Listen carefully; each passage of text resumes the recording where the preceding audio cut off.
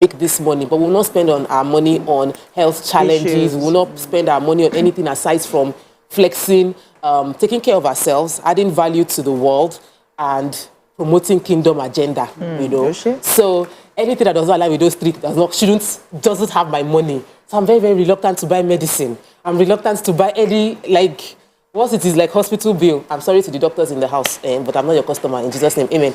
So, but in the past few weeks, I just feel like I'm slow, like I'm not operating at 100%, and I'm like managing and squeezing myself. But yesterday I didn't go out, and I felt like, I should be very strong today. This morning it was not.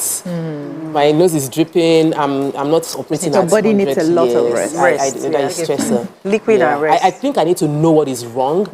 You know, because sometimes you just think it is rest, but the rest might be you need B13 or B12 or vitamin D3. So getting tested, getting tested is important. I haven't. I have to do it today. Please. Hello, Amaka Fresh. Hi, darling. How you doing? I'm good. Things are looking up? Yes, they're looking up. Oh God, you won't kill me. Anyways, today is my niece's birthday. My sister's last daughter, Vava. She turned 2. Yes, so Vava, wishing you all the best. And I love you. She's so bubbly, and too smart for her age.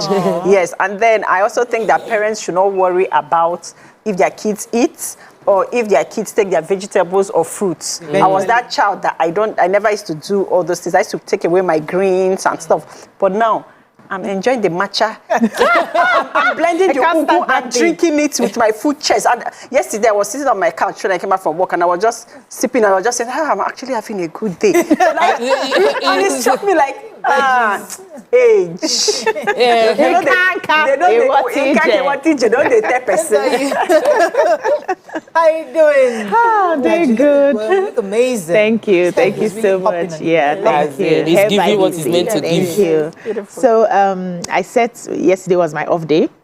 So I set my goals. I like to achieve my daily goals. And anytime I do, it sort of boosts my self-esteem that, okay, you're getting there. It doesn't necessarily have to be very big goals, but as little as doing my exercises, you know. So yesterday I had set that I was going to do my recordings. I was going to the shop to do a video for the sales that is ongoing. I was going to the gym and one other thing. So by the time I was done with the first 3, going to the gym, I was now arguing myself in the car. Should I go? My body's spinning. I can't even lift. They've been giving me weights to carry. I can't even lift my body. Should I go? I say if I don't go, I'll feel bad. I feel that, complete. I struggled, got to the gym, did the work. On my way back, I was knackered. But at least I achieved my goal for yesterday. I'm so proud of you. And, I'm happy. I've been going to the gym since last year. With your mouth? My mouth and my mind have been going to the gym. Like, I see myself waiting to get to the body. I joined the gym. I talk about going to the gym. I drive to that T-junction. Exercising. I just keep on it right now. No, this morning, my husband said, I'm so embarrassed that I exercise every morning. And you are still sleeping. Okay, it's 6 a.m. But I've been up since 5. Talk by is so. I'm like, meanwhile, because you're looking, you've managed your weight very well. So you've been able to be disciplined in something. So give yourself some credit. It doesn't have to be the gym. I'm going to the gym because I have a body goal. I'm working towards 6 packs and everything. When I finish, I will not start being naked on social media. I get body goal, but I just never focus. But you're right. We need to just be happy and give ourselves the flowers for the ones you've done successfully. I have actually cut down my input. Okay, let's go on a short break. When we return, we'll look at the front pages of the paper. Stay with us. We'll be right back.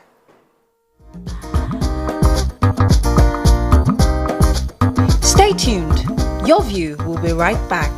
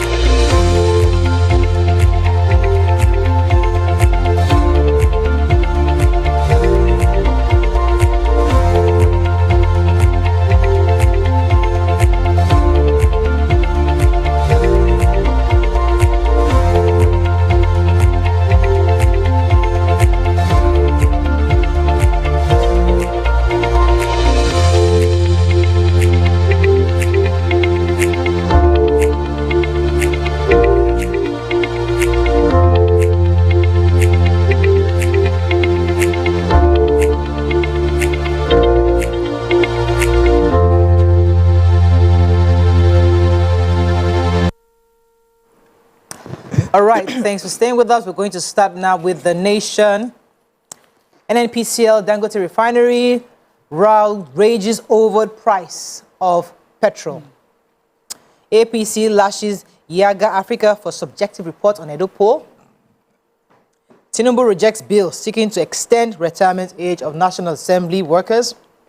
Tinubu seeks debt forgiveness for developing nations. As governor, I never backed bandits, says Matawale. EFCC probes Bobrisky's 15 million naira bribery claim. Raising interest rates best way to battle inflation, says Cardoso. And third, judge withdraws from Kanu's trial amid drama. Okay, let's start with... I can start with the Central Bank of Nigeria. CBN has reiterated its unwavering commitment to monetary tightening with Governor Olayemi Cardoso, stating that the bank will continue its stance until inflation reaches a tolerable level. So speaking at the 297th Monetary Policy Committee, MPC, meeting in Abuja yesterday, Cardoso defied experts' projection that suggested a reduction in the monetary policy rates, that's the MPR, was imminent. So in a surprise move, the MPC announced an increase in the MPR by 50 basis points, raising it from 26.75% to 27.25%. So they went ahead to do their asymmetric corridor, which is around plus 500 minus. That one is a lot of mathematics.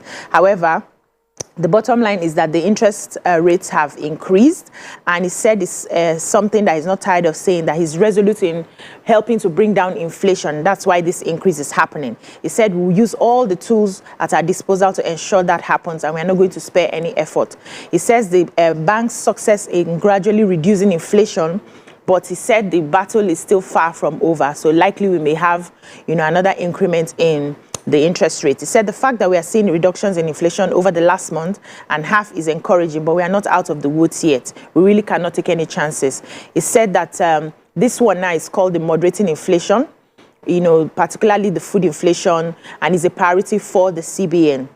And he says they are having conversations with stakeholders to ensure food prices stabilize, while also noting that other external factors are contributing to rising prices. But a lot of people are complaining about this, saying that people who have taken long-term loans may not be able to pay because the interest rates keeps increasing, and this is not going to. A lot of businesses will suffer as a result of this. And I still really haven't seen how the reduction of inflation is affecting the common man. But the price of food is still very high. Well, and price of other yesterday things. I got a call in Agbara that a pint of tomatoes was selling for 1,500, and the tomato has gone down. They were telling me, right, but this time we start buying. Oh, amazing. Because it's going to might go back up. Because somebody said they bought it for 2,500 in that place. I'm thinking, is that true? Better I need to go to the market myself. Find out for sure. But the essence of banks is to be able to give loans to, to the common man, to be able to, do their businesses and stuff. So if they are doing it in such a way that is ridiculous that people can't obtain those loans, then why are the banks there? Why are they? What's their primary goal? Experts, yes. Breakdown. Let me take the story of our president. So our president is seeking debt forgiveness for developing countries. Recall, former President Olusegun Obasanjo had sought out a relief for the Paris Club debt that we owed many years ago. So our president also is at UNGA, that's the United Nations Convention against Corruption. He's at the General Assembly, obviously. He's there, and he's called for the recovery of the proceeds of corruption and illicit financial flows from developing countries, and also a cancellation of their debts. The president also called for a collective action against hunger, terrorism, climate change, and other global challenges. He urged world leaders to recommit themselves to multilateralism by deepening relations amongst member nations in line with the principles of inclusivity. If you recall, also our president is the chairman of the heads of state in ECOWAS. And so he was speaking on behalf of the entire ECOWAS group at UNGA. The president addressed the third assembly at the assembly, and I was asking that hopefully we can get some debt. I don't know if they will listen to us. Debt relief. I don't know, because right now our debts before they're doing if they give you debt release, they would give you many conditions that would make things even more stringent. We're about 90 billion. And we're still owing, Yes. So the Minister for State for Defense, Dr. Bello Matawale, has said that he was speaking on channels yesterday, and he spoke about the fact that there are some people that are spreading mischievous stories about him, that he has supported that he supported banditry.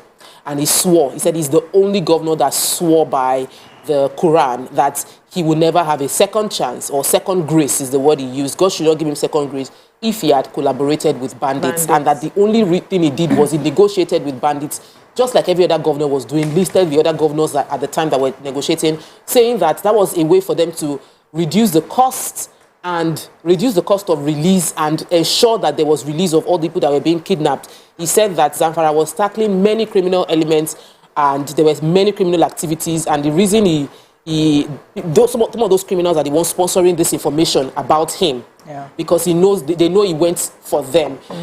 He also challenged all the people that are accusing him to swear by the Quran that they're not supporting banditry by accusing him, because they want to give him a bad name. So he spoke about the fact that there were thousands of individuals who have been released, even some foreign nationals that were released following dialogue with the bandits, and a lot of recovery of weapons that was released because they had dialogue with them. So they shouldn't paint the dialogue he had with bandits as something bad and him sponsoring banditry, but his goal was to ensure that they will release those individuals as soon as possible. Let's hear from the other side. I always like to say two sides. Two sides, yes. Sounds good. So I have the controversial allegation story, Bobrisky story. The Economic and Financial Crimes Commission, EFCC, has ordered an investigation against investigation into the bribery allegations against his officers by Idris Okune, alias Bobrisky. He alleged that some unnamed officers of the EFCC had collected 15 million naira to drop money laundering charges against him, and therefore he only pleaded guilty to the abuse of naira. Very dark man, Martins Vincent Otse, shared the call regarding these allegations where Bobrisky said that he didn't have to stay in any prison because that on his way to the prison that he had called his godfather had called the head of prisons, and then they now got a private apartment for him to stay beside the prisons, and he was told not to come out, that people cannot see him, and that he was charged 9 million naira. 9 to 10 million naira for that, yes. Then also, he also alleged that Fowles the bad guy reached out to him through his, then he spoke to his father, which is a legal thing, because the abuse of naira is a federal offense, so he could plead for pardon, right? So that's the legal aspect to that, which is nothing wrong in that. So he came out earlier than he should have, but to this end, the commission hereby invites both Okune and Otse to make themselves available to the Lagos division so that investigations can start and to unearth the alleged bribery, because a lot of money is going back and forth. And the commission has said that they are committed to its core values of integrity, courage, and professionalism, and they are going to make everything public. Okay. Public. Whether they like it or not, the BRICS is making everything public. Yes, now have so brought out their leg. What has happened? Okay, moving on to the punch. Subsidy FG may spend 236 billion naira monthly on imported and Dangote petrol. New interest rates may worsen bad loans, says OPS, against organized private sector. Kano, court drama as judge steps down. FG explains minimum wage, July 29th back pay. Lagos man jailed 8 years for child molestation. Work begin on federal government's 2025 budget. Ongai, Tinubu seeks debt forgiveness for Nigerians. Edo, APC dismisses poll fraud. Police recovers stolen beavers. Banditry, Zamfara. The governor reports defense minister to NSA. Okay, let's take one story for the break. We can go on a break. Let's go on a break. We'll be right back.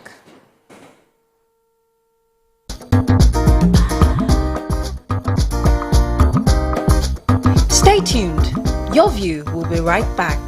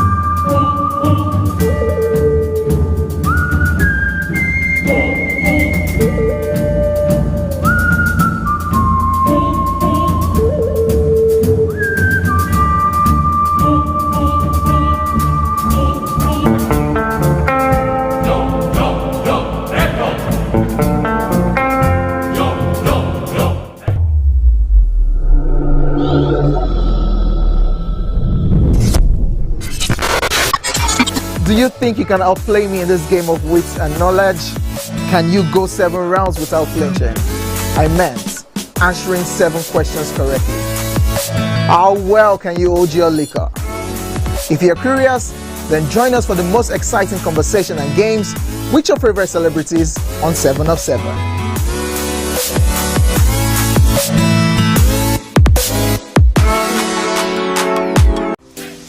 Welcome to Pure Entertainment. What would you like to order from our menu today? We have the regular. So let me go and look for my jam results. My 20 was 320. I suppose don't be one medical. At this point, I contest my jam results. I want to close the show. I can go. I can. Okay, that's all we can take. I choose to Ejeki, close the show. Give Fadala. Ladies and gentlemen, number 1 unavailable by Davido featuring Musa Keys. We also have today's chef special. Yo, shine, shine, shine, shiny, yeah. Say recap done, and it's time for number 1 on the countdown. One of Nigeria's hottest artists right now, his name is Rema, and this one is called Charm. Kick it. Another.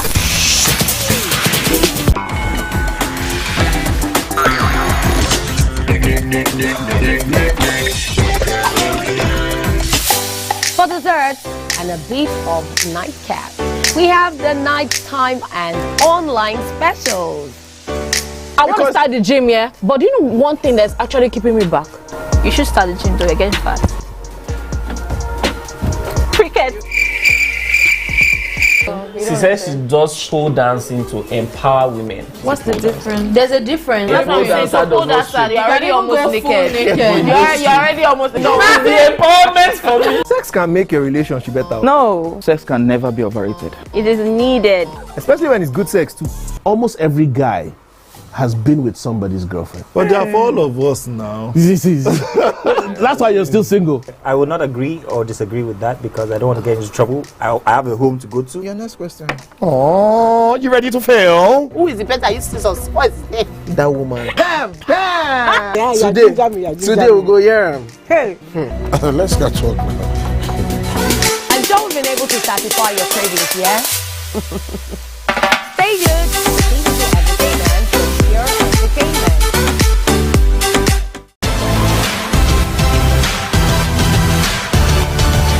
Now you can catch up with your favorite programs on TVC.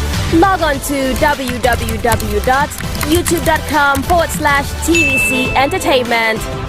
Join the fun. Known as petrol that is imported through the NNPCL and the one that's also off-taken from the Dangote Petroleum Refinery. So on Monday, the President and Chief Executive Officer of the Dangote Group, Alhaji Aliko Dangote, called on the federal government to end fuel subsidies completely. He said the removal will help determine the actual petrol consumption in the country, as his position received backing from the Independent Petroleum Marketers Association of Nigeria and the Center for Promotion of Public Enterprise on Tuesday. So he said that Major Energies Marketers Association of Nigeria had lifted over 50 million litres PMS from Dangote Refinery in the past week. Now, based on revelations by the major oil marketers on the cost of Dangote petrol sold to them by NNPC, the price at which NNPC got the product from Dangote, they said the product was being subsidized by the government through the national oil firm.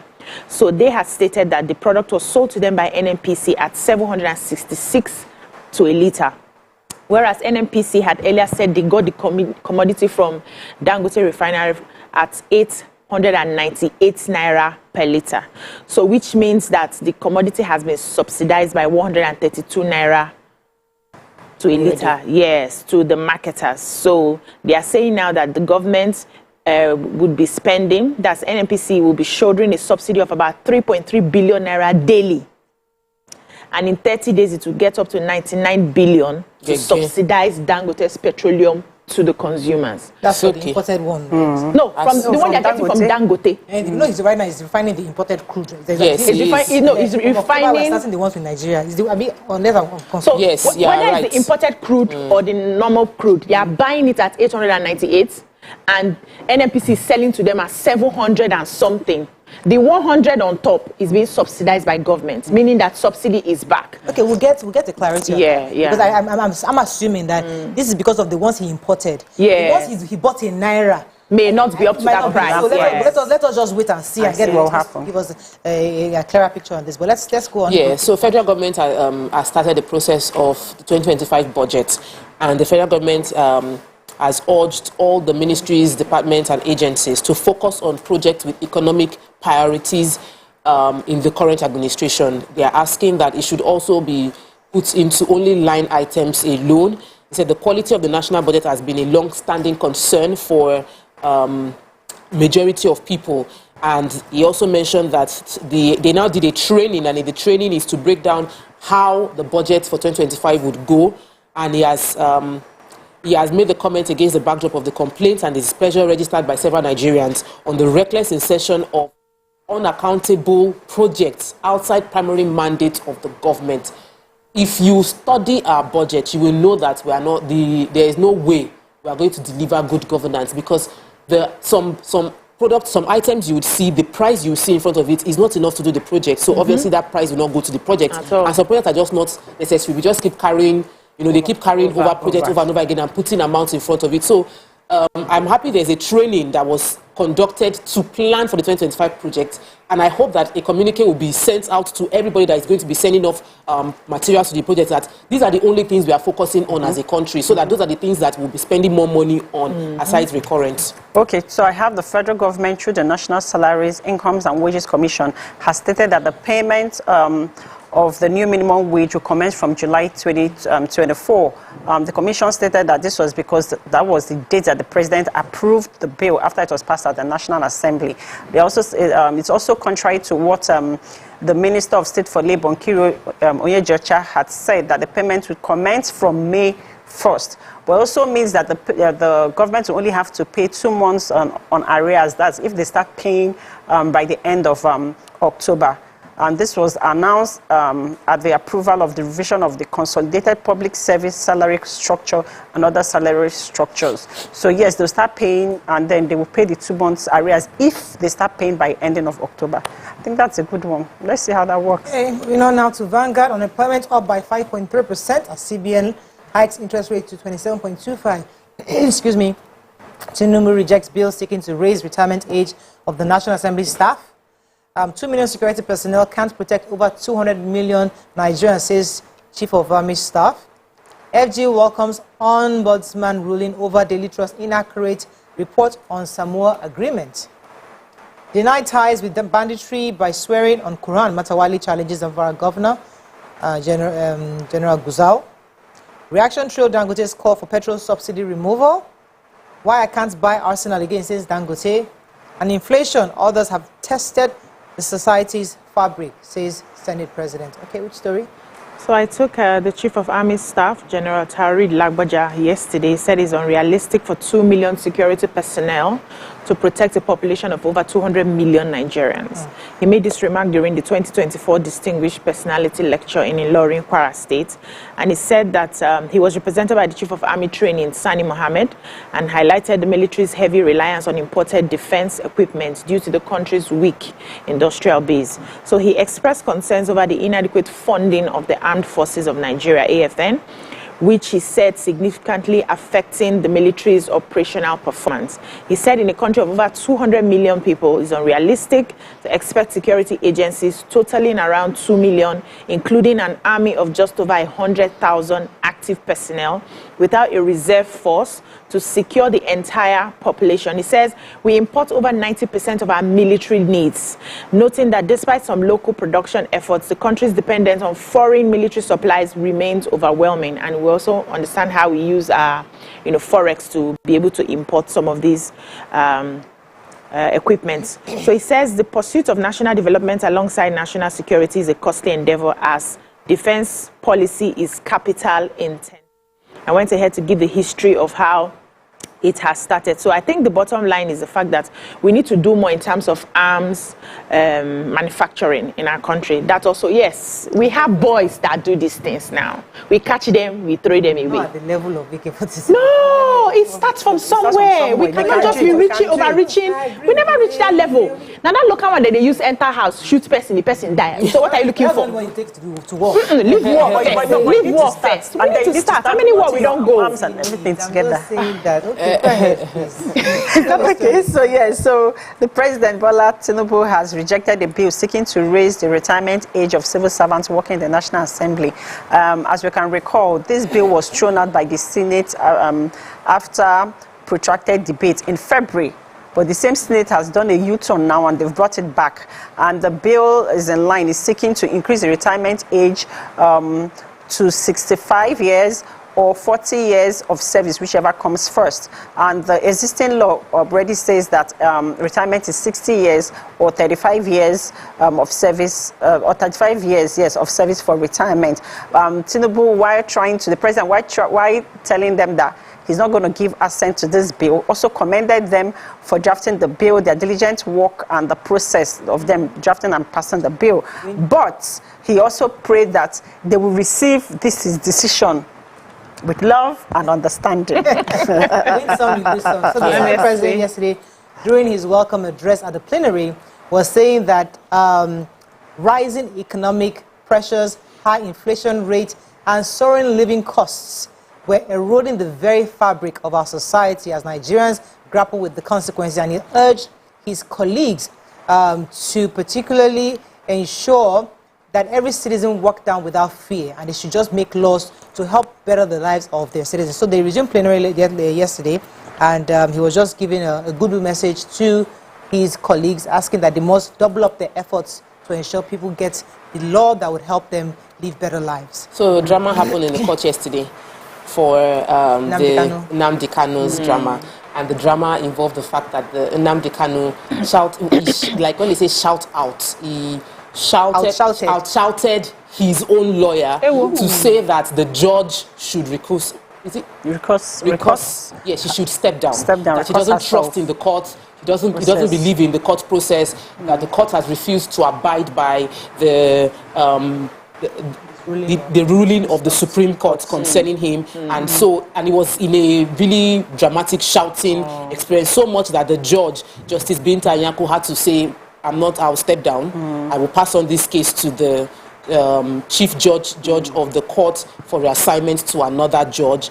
And his main case was that there was the DSS has refused to obey a court order by the Supreme Court, which is regrettable, and his own lawyer was not in support of this entire drama and was speaking against it, but he was shouting down his own lawyer and shouting to the judge to say that you must step down, I don't trust the court. And so right now, she has stepped down. Okay. So they will assign another judge to it. They may usually when that happens, the case almost all over again. Yeah. But you can understand it. But you can also understand his frustration. Yes. You know, because like this country, we have the judiciary, and we're supposed to abide by the rulings. If not, what precedents are we setting as a country? You know, because after this, some other thing might happen. So many other things will happen. I totally agree, right? We will go to court. However, also there's always something called national interest. So really, you're right. The court should obey the ruling, but national interest also can supersede certain things. Where if it's going to be a detriment to our national collective interest, so this is debatable. Yeah. So you are right on one end, the people on the other end are also right. So we have to just find a middle ground so that we find peace. But there are two sides of that story. Let me see how many minutes we're running out of time. That's all we can take on today's newspaper review. When we come back, it's a day for guests. First, bringing our first guest. Stay with us. We'll be right back.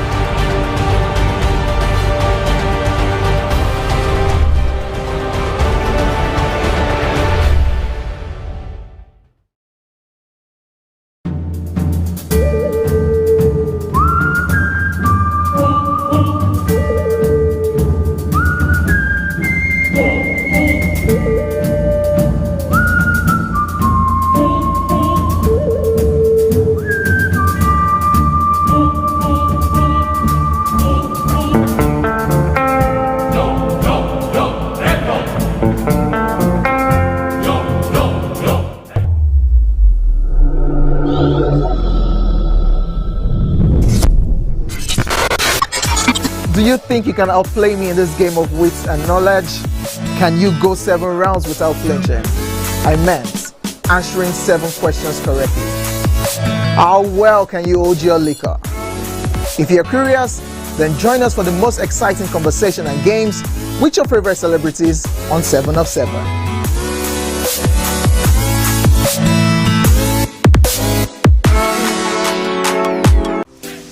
Welcome to Pure Entertainment. What would you like to order from our menu today? We have the regulars. So let me go and look for my jam results. My 280 was 320. I suppose don't be one medical. At this point, I contest my jam results. I want to close the show. I can go. I can. Okay, that's all we can take. I choose Ejeki, close the show. Ladies and gentlemen, number 1 unavailable by Davido featuring Musuki. We also have today's chef special. Yo, shine, shine, shine, shiny, yeah. Say recap done, and it's time for number 1 on the countdown. One of Nigeria's hottest artists right now, his name is Rema, and this one is called Charm. Check it out. Another.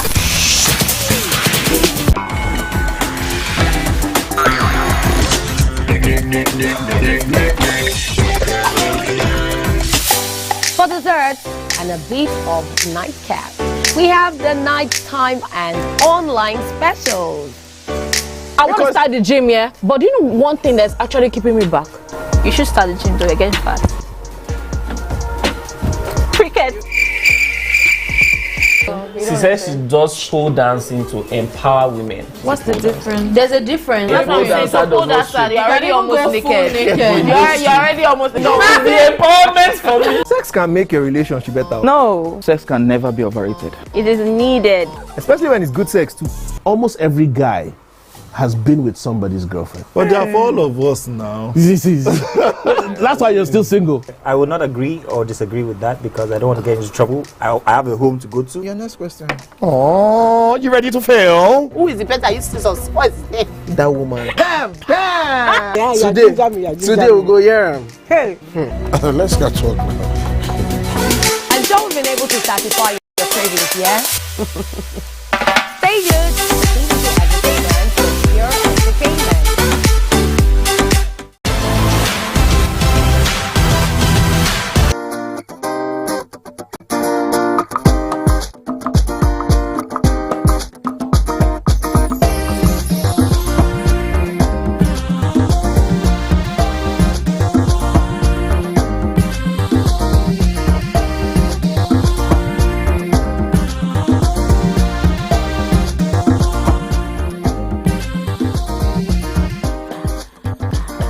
Thanks for staying with us. So our guest today is going to tell us more about the TPP Fest. He's a world-class performance strategist. Welcome with us, Dr. Abiola Salami, popularly called Abiola Chap, in the building.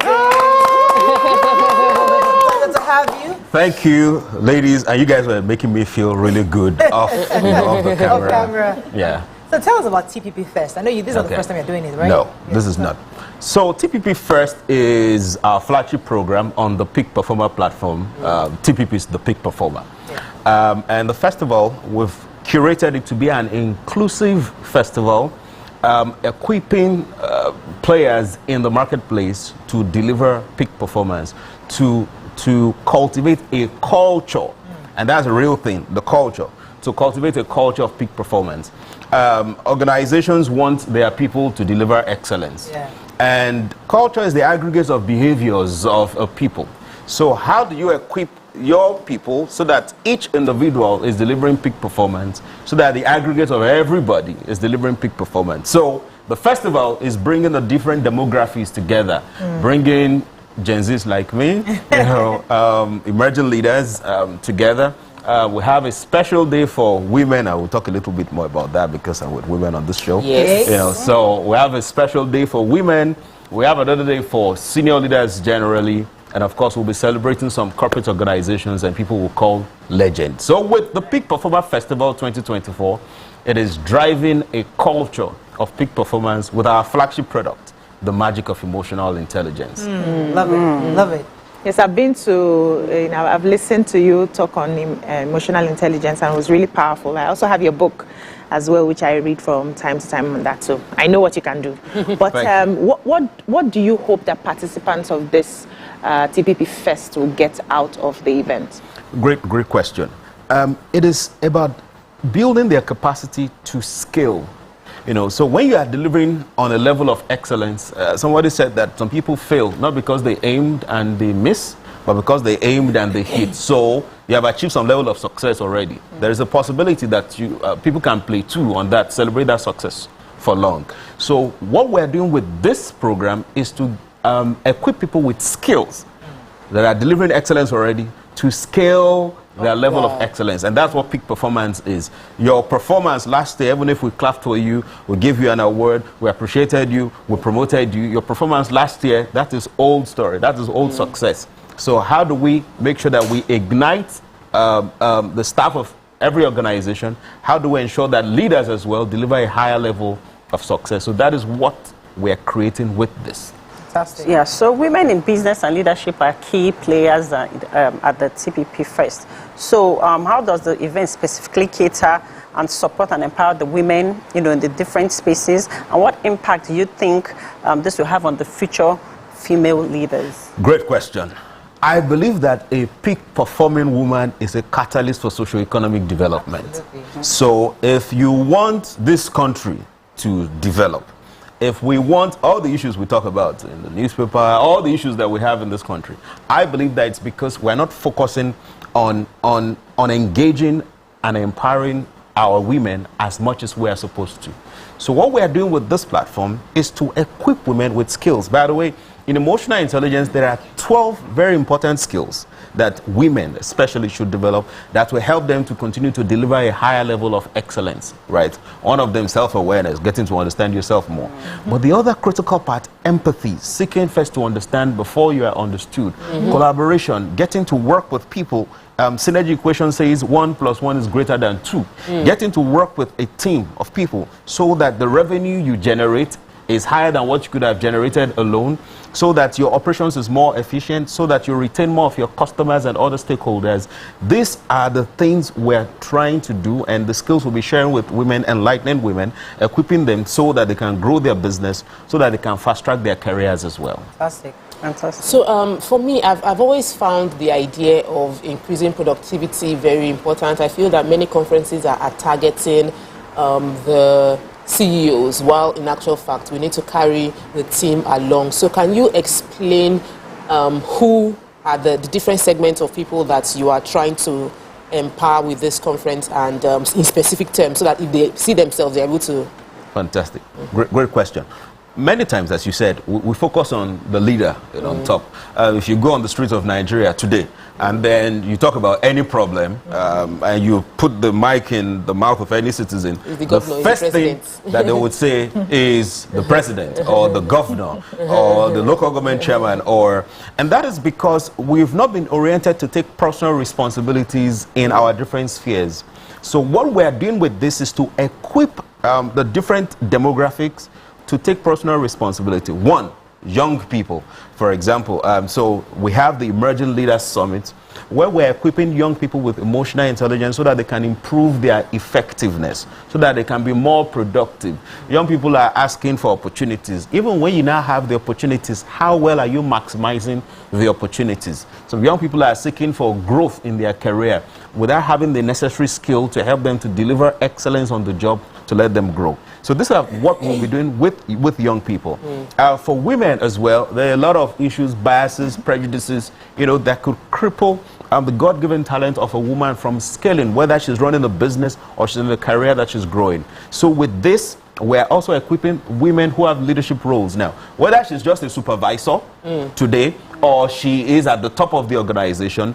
That what we're doing at the TPP Fest is engaging them. So far you are leading at least one person, is to engage her, to show her some skills that she would need to help her lead her people aright, so they can deliver on the goals of the organization. And of course, we're engaging senior leaders. We're not leaving them behind. That's the C-suite executives, you know. So whether you're a CEO, you know, Your MD, your MD, you know, MD mama. MD, can you say that again? MD mama. Okay, MD mama. Well, I have a new name for you. MD mama. Or MD mama. Or you're a CFO, CHRO. So for a C-level executive, we're also engaging that cadre, because you see, what it requires for you to lead a small team is a different ballgame than what it requires to lead when you are on top of an organization.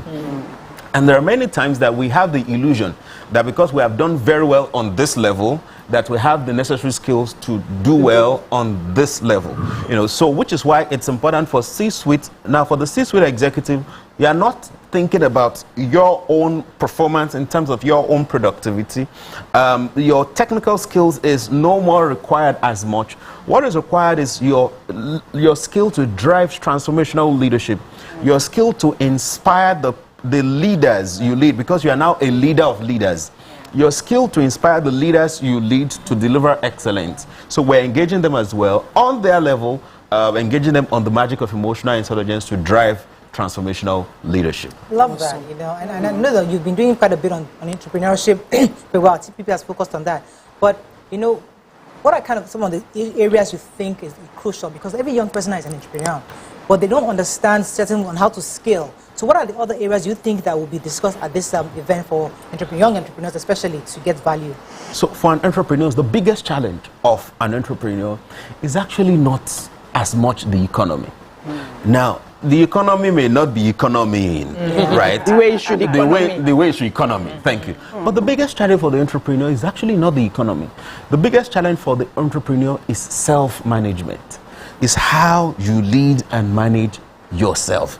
Yes, you need to lead and manage you need to manage resources, money, materials. You need to lead people, but the critical challenge is leading yourself. You know, there's this thing. We say, oh, I want to be my own boss. And then because you want to be your own boss, there's the assumption that the moment I start running a business, then I'm not reporting to anybody. Whereas reporting to someone is a great opportunity.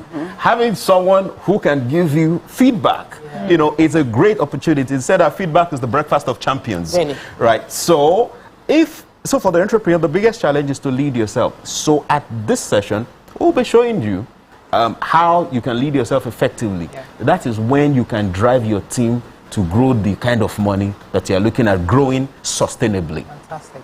So, I mean, we have to wrap up with you, but let's talk about leadership for a second, because I know that how do you hope this would eventually shape the future leadership strategy, especially in, you know, government people also, you need leadership training. And so how do you think this would help in that system? Okay. You see, generally, when people know better, we do better. They're expected to do better. Generally, you know, generally, when we know better, we're expected to do better. Exactly. But it begins with knowing better. I've had conversations with senior leaders, both in public and private sector organizations, and I realized that there are certain things they don't know. We have the assumption that so far someone is occupying a particular office, we give the person a lot of credit, and we have a lot of expectations and assumptions that they have certain skills. You know, so what we are doing with this platform is we hope that as we continue to orient leaders, and this is open to both public and private sector organizations, as we continue to orient leaders, as leaders continue to know more, that translates into their individual behaviors, and the aggregate of that behavior forms a culture of excellence, not just for our country, but for our continent. So I think it's, can you share the dates, the time, the venue, how people can register? Great. So it's holding between 2nd and 4th of October. It's a festival. So we have, that's next week, just right here, next week. So it's a festival. We have multiple venues. So yes, for the emerging leaders, Alliance Française in Ikoyi, for the Day of the Women, it's at the Muson Center, Shell Hall. It will be a day of fun. So it's not just talk, English. There's food, there's music, there's comedy, there's networking, a lot of exciting things, you know, happening. So next week, 2nd to 4th of October, we have Alliance Française, we have Shell Hall at the Muson Center. And so to register, just visit www.tppafrica.com, and there you can follow me at Abiola Champ on all social media platforms, and I have something for the viewers of your view. Okay. Now, if you send me a DM at Abiola Champ on Instagram, just say something you heard from me on this show. You may win a free ticket. Oh, wow. That's amazing. so good. Thank you so much. It's a pleasure having you on the show. Thank you. Wishing you the best. Thank you. Looking forward to Thank you. next week. Thank you. Let's go on a short break now. When we come back, move on to our next segment. Stay with us. We'll be right back.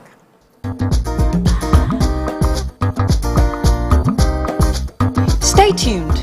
Your view will be right back. Taste a million. Now you can catch up with your favorites. YouTube.com/TVC Entertainment. Join the fun.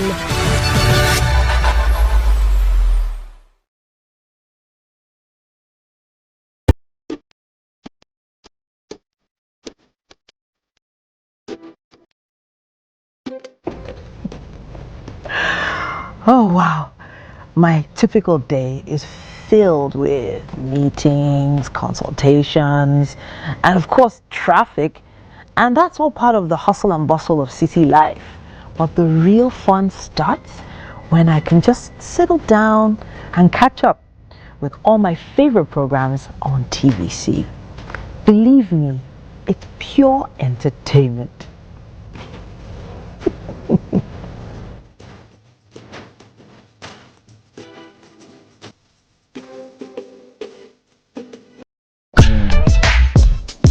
Oh, hello guys. Come closer. Now this is not a magic trick, but I'm about to show you the best breakfast show on television. Ready? 3, 2, 1, go. This is Wake Up Nigeria. On Wake Up Nigeria, we take your mornings from drab to fab. A quick look at the newspaper headlines to keep you updated on news and current affairs. There's sports, great features and places to go, and things to do. 47, 48, 49, 50. It's okay. It's lights, cameras, and movie madness because we squeeze the best blockbusters into bite-sized reviews. Our award-winning and sometimes Guinness World-breaking chefs perform a culinary masterpiece every single morning inside of the kitchen that leaves us salivating and asking for more. Our book reviews is always a page-turner, with thrilling stories, gripping memoirs, and fascinating tales. We keep you entertained with music performances, trending topics, and fun Friday games.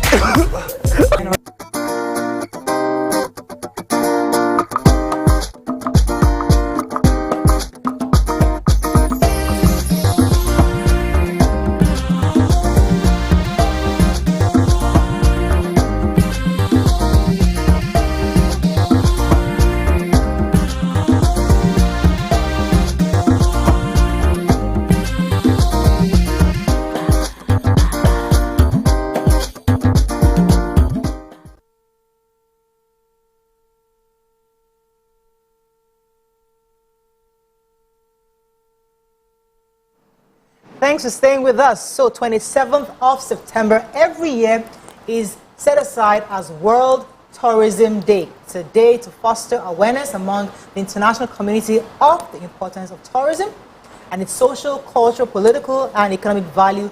Joining us on the show to commemorate and celebrate this day and see what Lagos is doing is the Honorable Commissioner of Tourism, Arts and Culture, Honorable Toke Bensit Awoyinka. Welcome to the show. Good morning, ladies. Good morning. How are you? So we know everybody is gearing up 27 around the world for World Tourism Day. Lagos should not be left out. And I know that there are things you're planning. So let us start first of all, before we come on Friday. Give us in a nutshell what you've been doing in tourism and how you're gearing up for Friday's event. Well, tourism in Lagos is everyday life. So I have this acronym that I use and I call it Live, Work and Play. That's what Lagos is about. Lagos is a beautiful city, as we all know. Lagos is a thriving city. It's a city where you have everything that you want. But the major hitch there is that the world does not know Lagos. And most of our children too don't even know what we have in Lagos and the things that we can do. So in tourism, Mr. Governor, who is very, very passionate about the industry, as you can see and tell, He's been working on a number of projects. One of the things that we did, we've gone to our Badagry slave route. We've gone back to look at it. We're improving that infrastructure and we're completing the point of no return. As you know, a lot of people go to the slave route also in Ghana, and we have visitors who come here. The Diaspora Commission brings in several visitors every year. They want to know their origin, they want to know where they are from, they want to come back here and feel this space. So we're going back in there to make sure that they have a very, very beautiful experience. So on that, we're good, we're set, we're getting ready for the next edition, which would come up in October, November. So we're expecting a group of over 300 people back into Lagos to come and see where they are from. And we hope that they're going to have a very beautiful experience.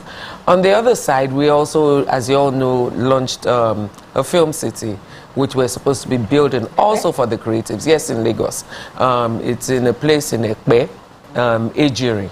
And it's supposed to hold world-class studios where everybody can plug and play. And we hope that the entire creative industry will take advantage of the opportunity that the state government is creating. As you also, I'm seeing that our museum is showing on air.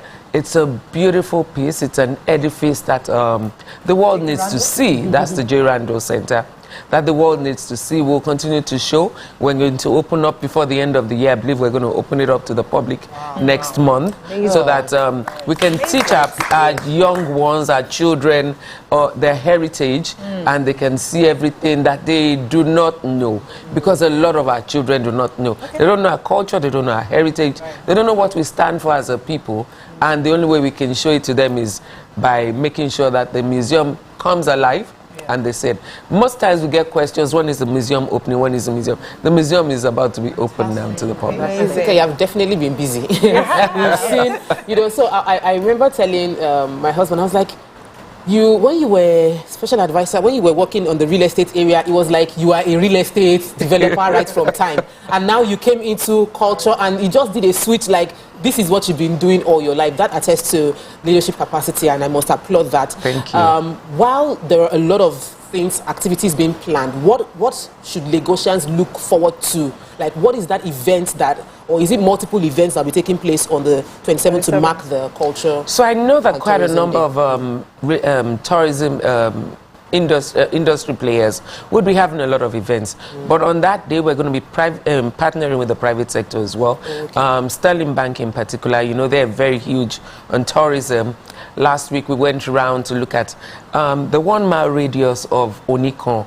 It's a place that is rich in heritage, it's rich in history, it's rich in culture, but we all drive past Onikon and we don't see what is within that space. So before I answer your question, last week we went on a ride with the MD of Sterling Bank, where he was able to show us his electric cars. And we drove in one of those cars, or several of those cars, and their charging points in Marina as well. But when we left there, we stopped at the National Museum, which also has, it is rich in everything that you want to see from what we have in this country. From there, we went to the John Randall Center. From the John Randall Center, we went to a place called Onikon House. It also is, it has the residual memories of Lagos, the first people who settled in Lagos. So I think it's Loving Lagos. It's called Loving Lagos, but it's Onikon House. From Onikon House, we went to Freedom Park. Oh yeah, also all within. It's a 10-minute. It's not up to a 10-minute drive. So one stop to the other, and that's not us even going to all the places that you can actually visit. So we hoped that we're going to be able to organize tours or rides within that radius that can show people the rich heritage. On the right-hand side, before you leave, after you leave the museum, there's a race course. People need to know what the race course, the history, and the mindset behind the race course. Exactly. So we hope that we're going to get private sector collaborators to do this, because we're not supposed to be doing it. We're government. We're just supposed to create that environment that tour guides can actually get there and tour companies can do it. So we did all of those tours. The reason why we did that was we wanted to show the world and show Nigeria that tourism is not just spoken. tourism is something within our space. But because we go by it every day, our consciousness is not open to what it is. So on Friday, we're going to be having a beautiful day. Of course, we're going to talk. We're going to speak, but we thought that speaking is not just all we should do. We're going to talk about things affecting the industry. The theme for this year is tourism and peace. Because I'm seeing some pictures. Where is this? This is Badagry. Okay. That's the slave route. That was when we went on the slave route visit.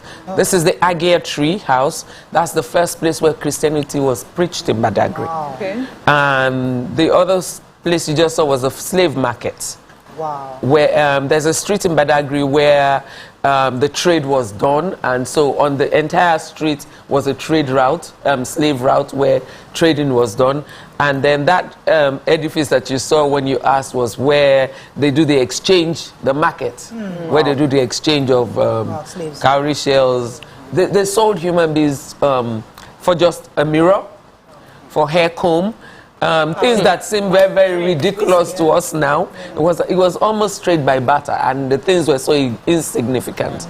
Yes. So, Auntie Toke, you know, Auntie Toke, I've always been in awe of your fashion sense. Your hair, you know, I'm obsessed with your hair and the styles. Like, you know, I love it. Thank you. Yes, so I'm a food person, and I hope, and I know so many people in this day of hunger, we like food. Definitely. There's going to be plenty. Okay, so we're going to have, there's a fair, aside from the talk, which we should do to improve our tourism, it's a fair. Okay. So there are going to be food vendors, there are going to be people who are going to sell wares, things that you would normally see at a fair. So it's a day that we're celebrating everything and everybody in the entire value chain of tourism, arts and culture. Yeah, so let's look beyond just 27th of September for a bit. Some of us travel outside the country, and we know tourism is really big, and that's why a lot of people want to see, you know, when you're going to a country, you want to know where you're going to. You have an inventory, you have a plan. Yes. Are we working towards a time where we'll have like a calendar?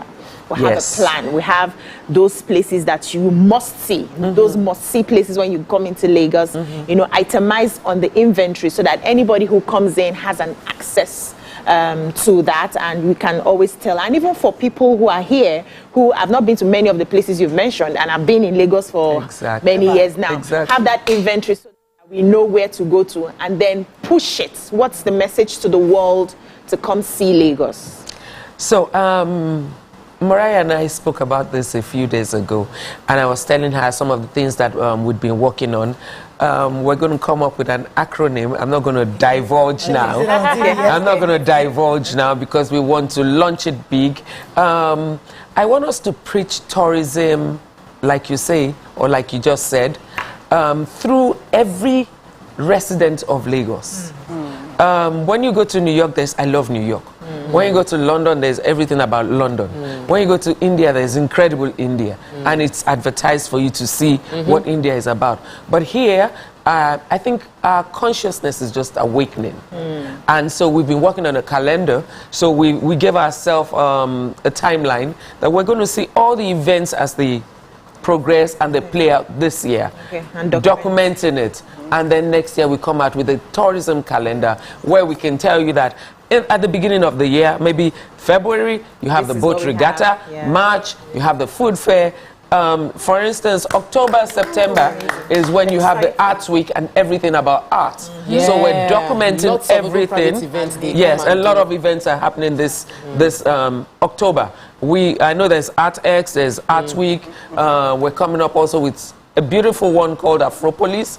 It's also going to hold from the 26th to the 3rd of November, 26th of October to the 3rd of November. So we're expecting the whole world, especially Africans, young creatives, to come into this space and enjoy what we have in Lagos. I'm thinking to myself, all the aspects of tourism in Lagos. Because we're thinking only culture and arts, but what else is part of your portfolio? Because sometimes I feel like there's so much more that we see. Yes, so we have the hospitality industry, so the hotels are under the hotels, the beaches, and those. I'm trying to contain myself. Unfortunately for me, it was 2021. I got into Maldives and I got COVID. And I got COVID. And I got COVID. So I was stuck on that island for 14 days. Oh, wow. And I would sit in front of the chalet. All we had was a chalet, which is 4 walls, an infinity pool, and water ahead of me, and the rest is palms. Wow. So when you go to places like that, that is all you see. In Lagos, the experience is different. From the airport, the bustling city, once you ride through Oshodi, you know that, oh my goodness, yes, I've arrived. The structures, and people are in awe of Lagos because what they see outside of Lagos is not what Lagos is. Really? So we have not been able to sell what we have in Lagos, or what Nigeria is. You know, just sorry to talk to you. My former CEO, Andrew, when he was telling me that anytime he comes to Nigeria, he tells his driver to drive through Computer Village. You know, usually when you come from the airport, you go through it. You say, no.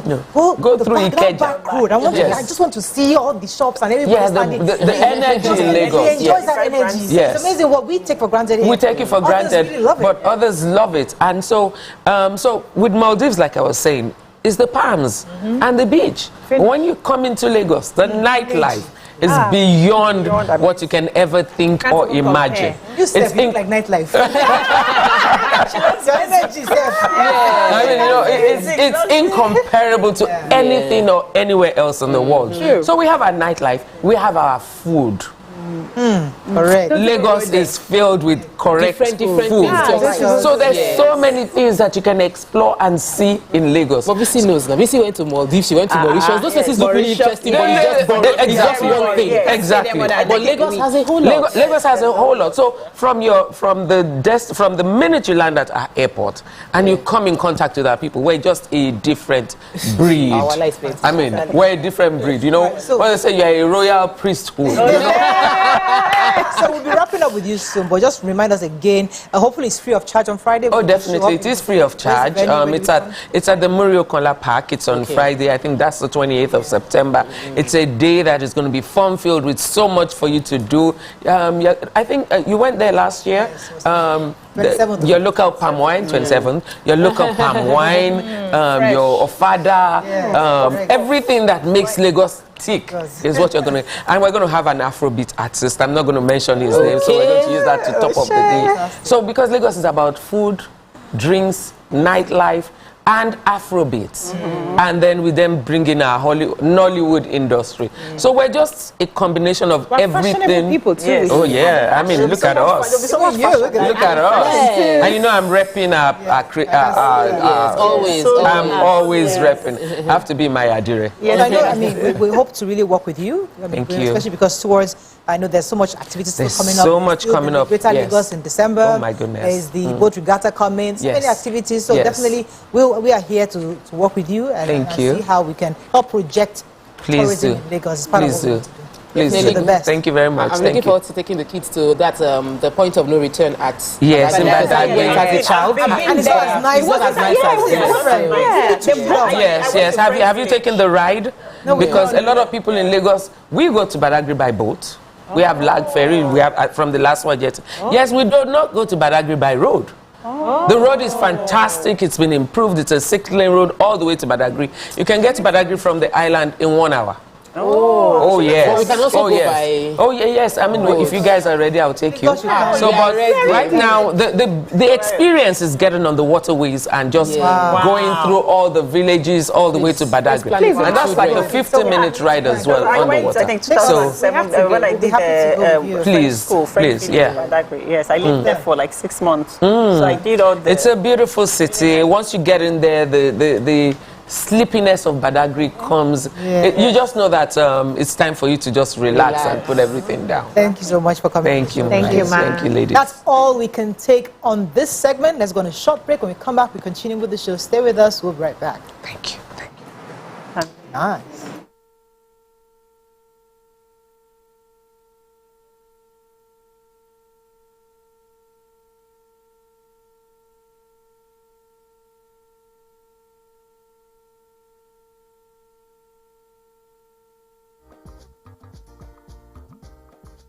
Stay tuned. Your View will be right back.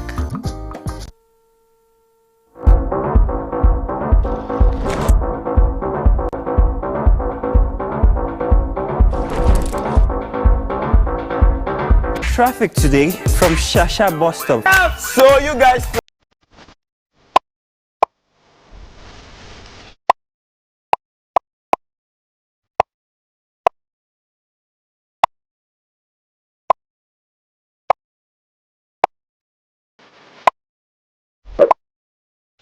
I am so sorry I'm late. I'm currently stuck in traffic. So sorry.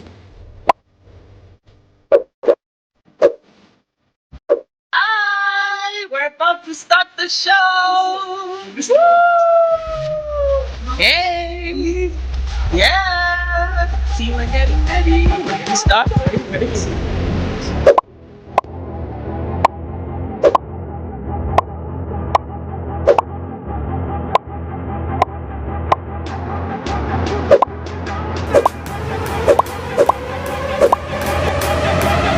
The show starts in 3, 2, and We're here again on your screens this beautiful morning doing what we do best.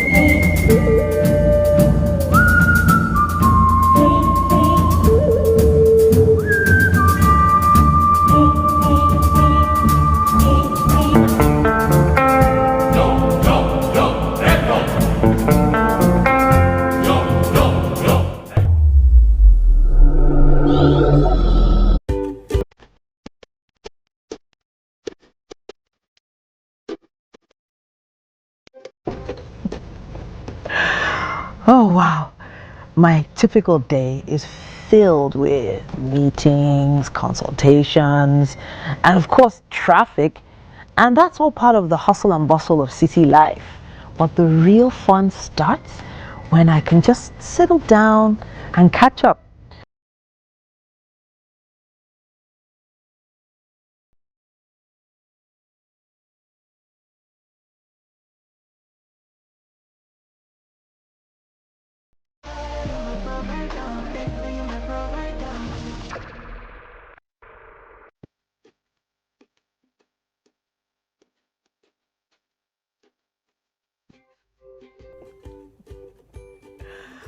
Oh, wow.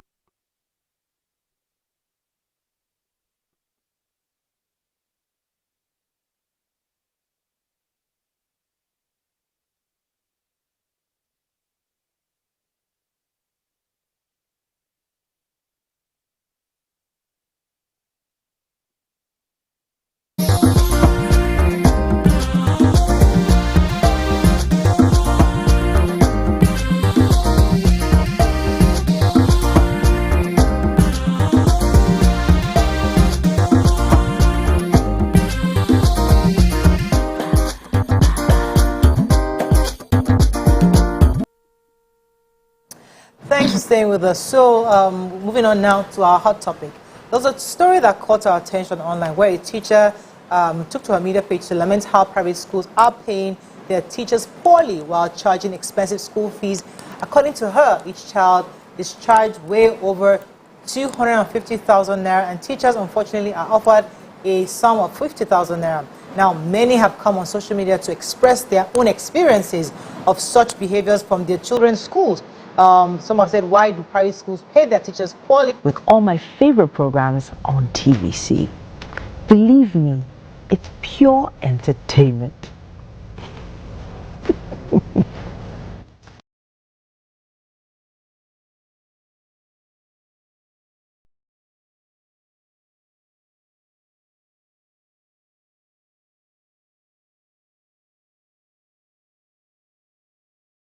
0902416340. You can also tweet to us at TVC Connect. Please hashtag YourViewTVC so we can read the tweets. Let me start with the teacher amongst us. If you have experience in this, have you ever been in this area where you're lamenting? Yes, of course. I remember my very first salary as a teacher was 50-something thousand naira. Hi.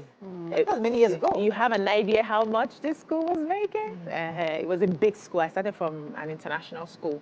And, we always had this complaint that we're poorly paid. But fortunately for us in that school was the welfare package was, aside from the salary, there was a way they were keeping our money to pay us quarterly. Okay. So it comes in lump sum, so you're able to do something meaningful with it. Yeah, I was given accommodation, I was given lunch, because of that kind of school. So when I look at my pay and I look at all the benefits and the fact that if my child is in the school, I just pay 25% tuition, those are some of the perks that kept us. Okay. So for schools that do not have the leverage to have some of these extra perks for the teachers and they're paying as low as that, I think it needs to be revisited. I've never seen a teacher who came home smiling at the end of every paycheck because we always felt that for the sort of work that you were doing. For you to become a medical doctor, you pass through a teacher.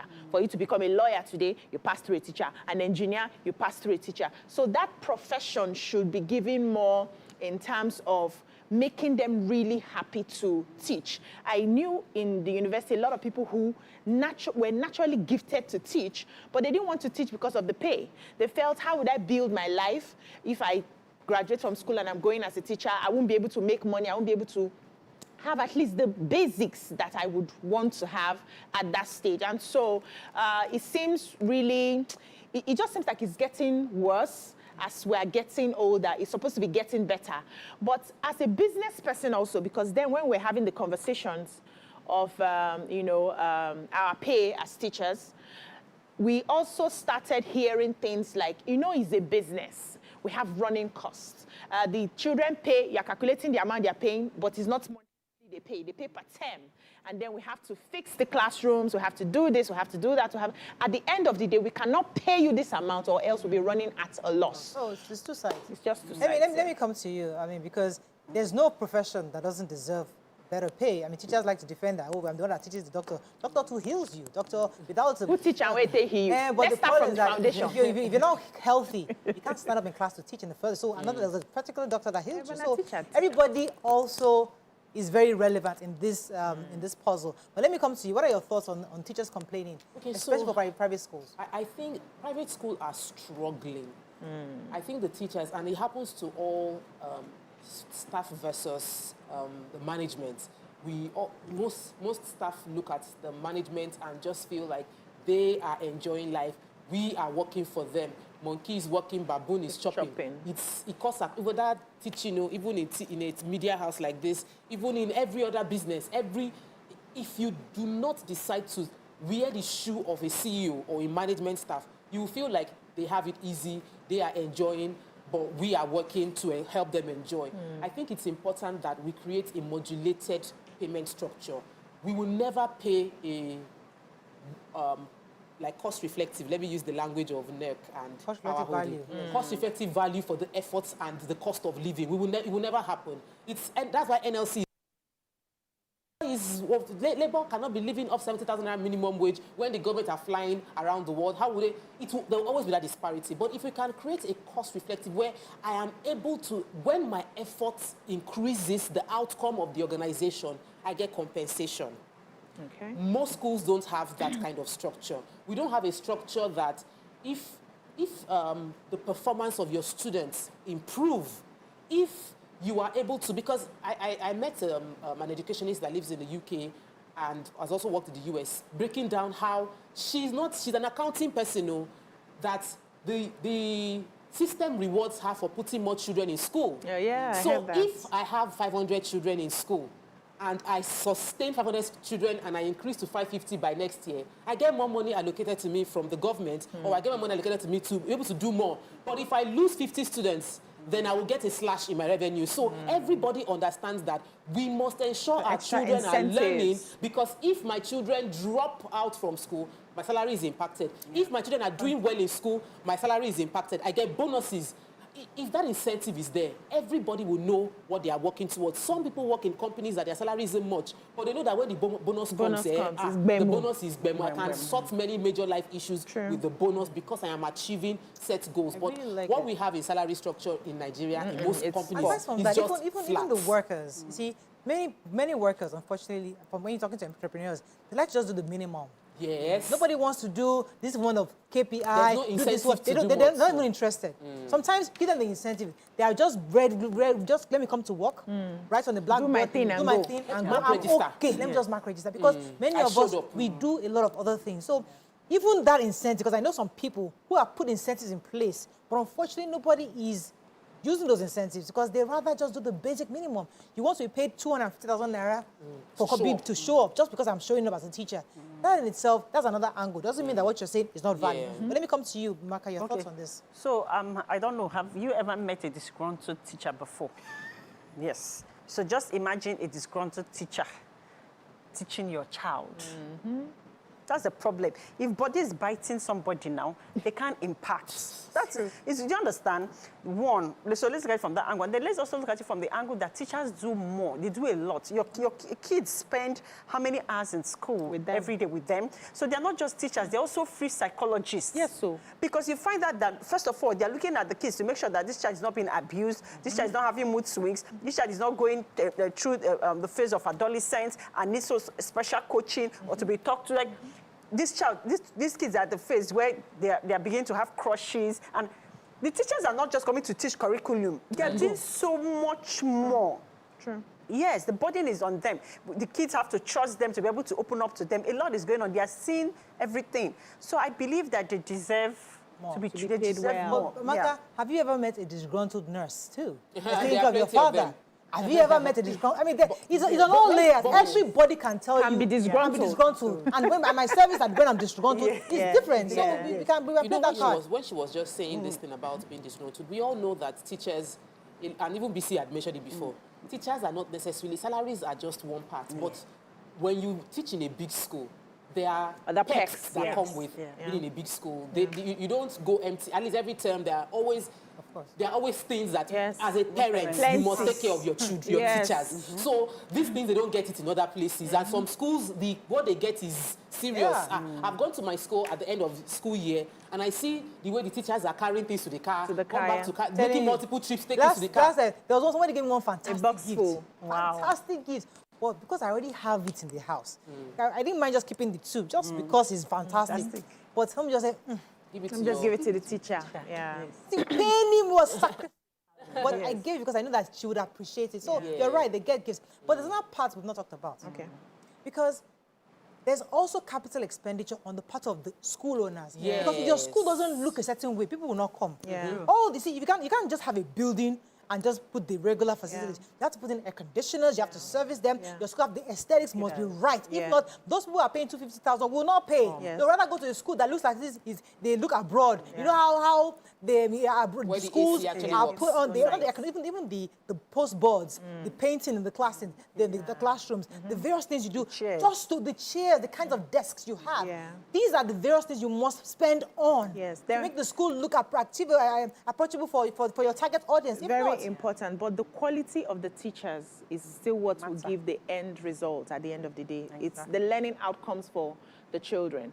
So no matter how beautiful a school is, if you do not have quality teachers to handle the children, you are not doing anything as far as I'm concerned. The children will not be able to learn.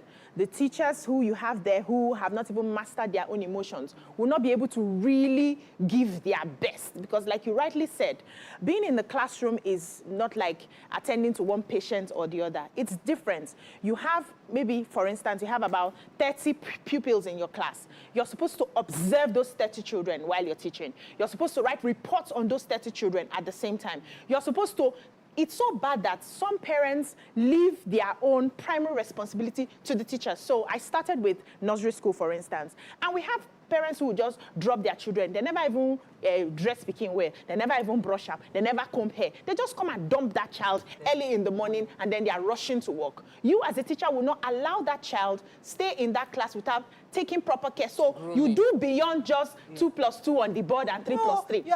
I'm saying, what I'm saying is... The job description of teachers is beyond 2 plus 2. I know. It's part of your job. I know. That's what you're being paid for. I know, yes. Look at the welfare. And to get quality, because we're dealing with the lives of children it's here. Your job now. We're saying the same thing. If you pay me well, I will deliver. No, I don't have to pay you well. I should pay you well. What I'm saying, of course, I should be trained. Yes.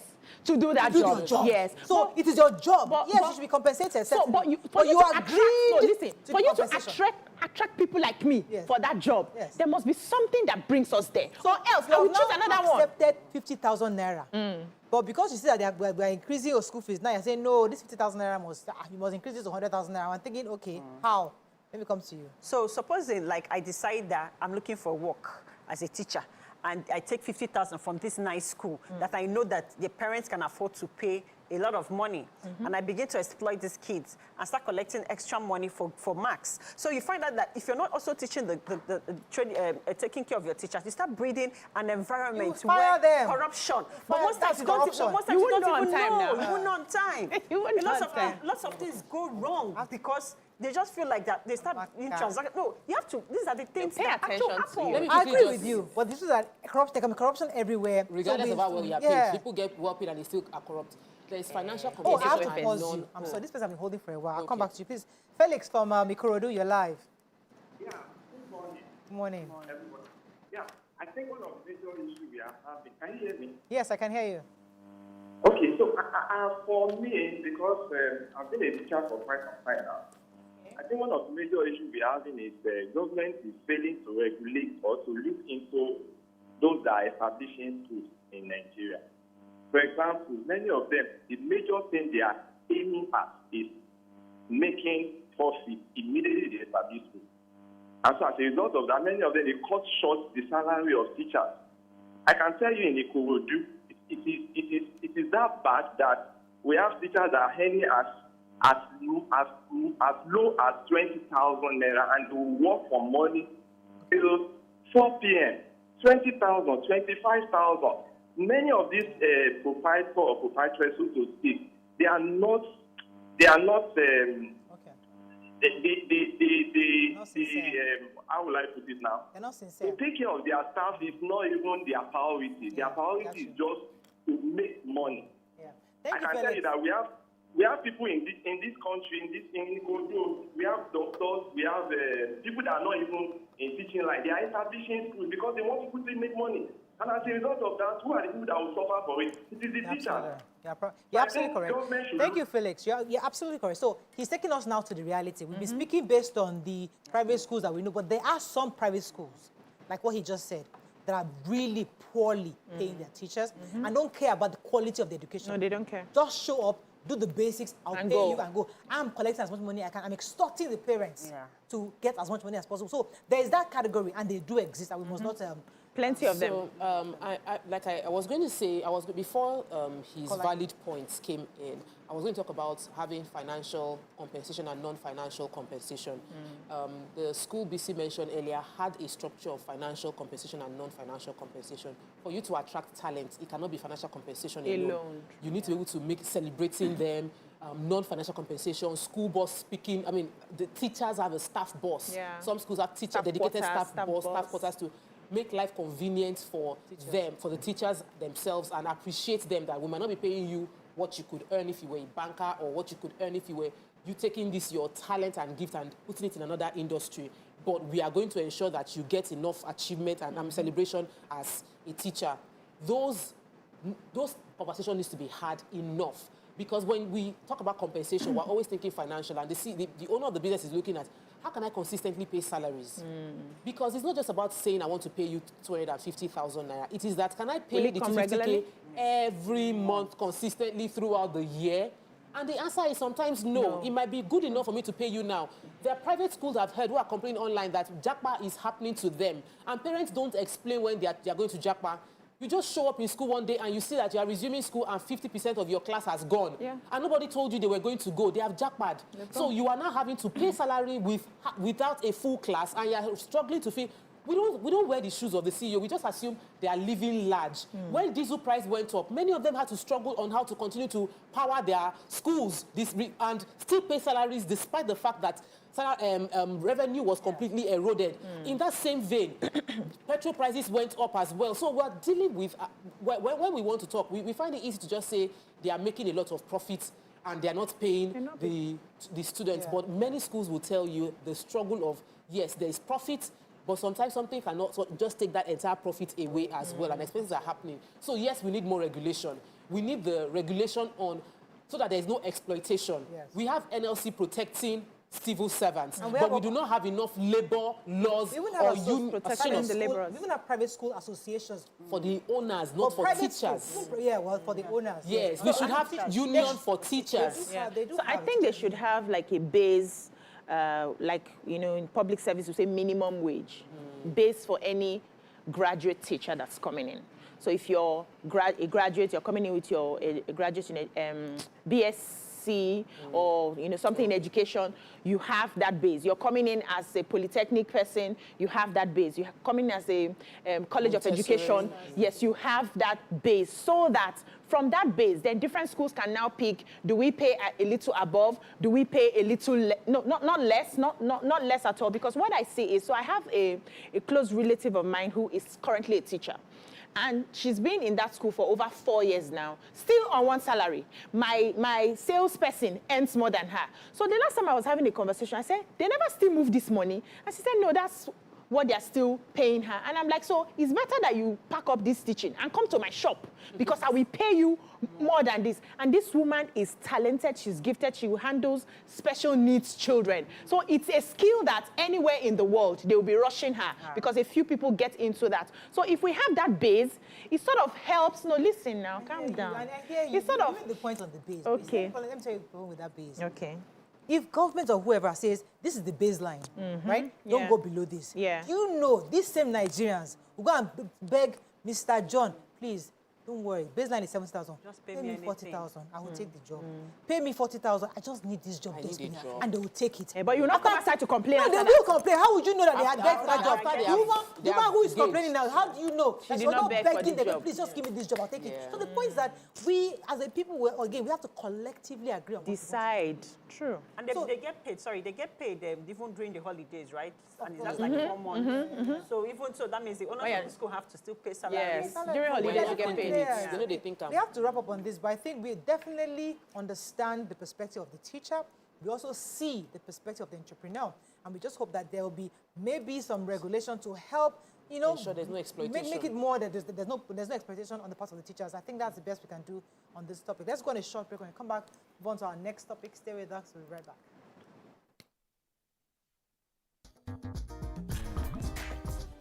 TVC Communications, Nigeria's Stay tuned.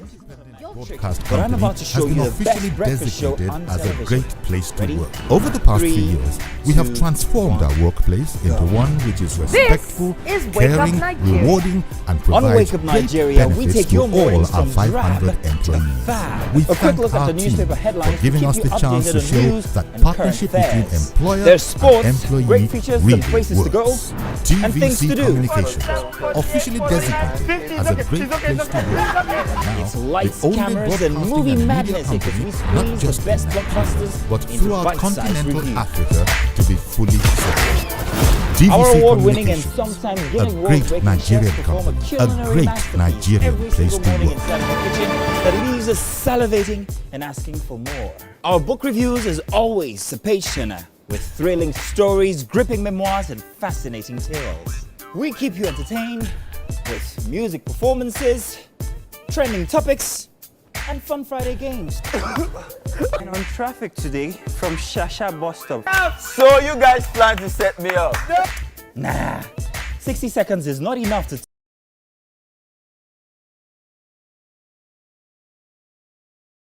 You'd have to tune in every morning at 7 a.m. to enjoy a whirlwind of excitement, laughter, and unforgettable moments. Wake Up Nigeria, your ticket to a fabulous start every weekday morning.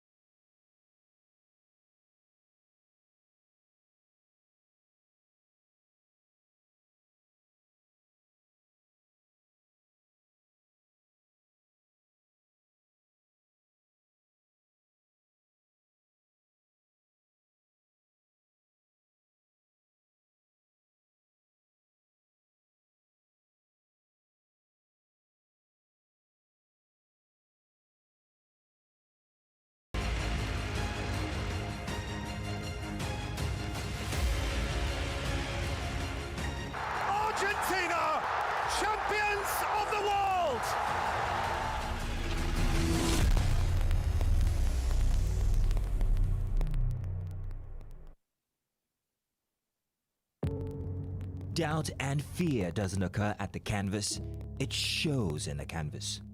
It shows the conation of raw earthen material slabbed, stroked and molded at a pace provided by the doubt and fear. Every move way in the struggle of one to the other, merging the past to the present, brushstrokes of colors seen but not known. For when the wailing stops, the pieces settle down in abject beauty erected for a century of a century. Speaking, advocating, protesting as the arts are meant to be. Good morning, Marina Station and all the passengers. Efficient, it's comfortable. This development will go a long way in reducing congestion and emission. The trains are long-term solution to Lagos traffic challenges. This is where we take the final, decisions on policies, programs of government that will have to ensure that, the narration of Lagos as a PLC is taken very, very seriously.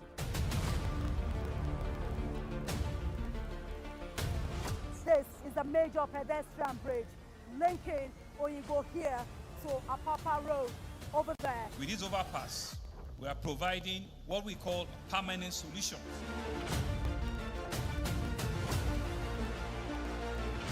This place is one of the most dangerous areas at the biosecurity environment. This can go into the news and every crumbs of your neighborhood. Our goal is to remain as Africa's model megacity, to move our GDP from the 5-6 position to the 3rd position, and we believe it's achievable with all the commitments we have.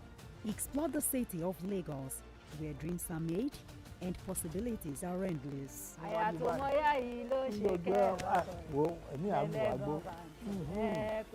Amadedoja Salamadini. I live in Lagos, inside Lagos.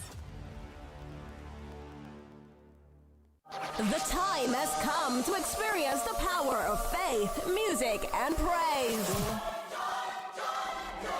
This is the Max Urban Gospel Chart Show. Every Sunday from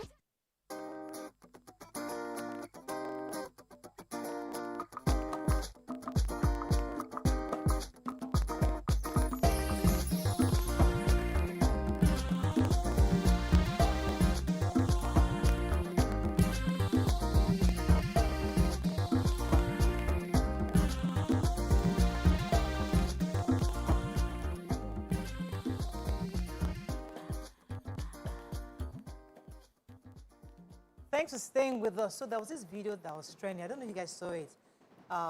Allegedly, we don't even know how true it is because there was no backstory. But the allegation or the story that came with the video was that a Nigerian young man was beating up his father and his father's friend because they were trying to correct him. And he beat up his father.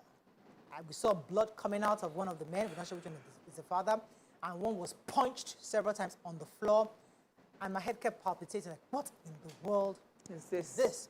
I mean, we hear of parents of children getting their parents arrested or abroad, but actually beating up your parents, that's almost a first for me. I mean, we hear it, but we don't know how bad it is.